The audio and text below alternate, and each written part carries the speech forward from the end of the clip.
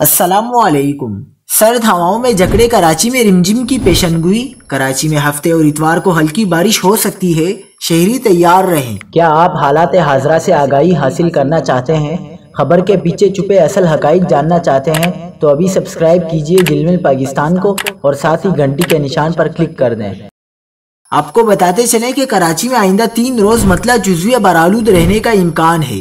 شمال مشرق سے تیز سرد ہوائیں بھی چلتی رہیں گی، جبکہ شہر میں ہفتے اور اتوار کو چند مقامات پر بوندا باندی کا امکان ہے۔ شہر قائد میں دن بھر کوئٹہ کی تند و تیز ہوائیں چلیں گی۔ محکمہ موسمیات کے ارلی وارننگ سینٹر کی جانب سے جاری پیشنگوئی کے مطابق بلوچستان میں داخل ہونے والے مغربی ہواؤں کے نئے سلسلے کے سبب ہفتے اور اتوار کو کراچی، ٹھٹہ، حیدرآباد سمیت سندھ کے مختلف اضلاع میں ہلکی بارش کا امکان ہے۔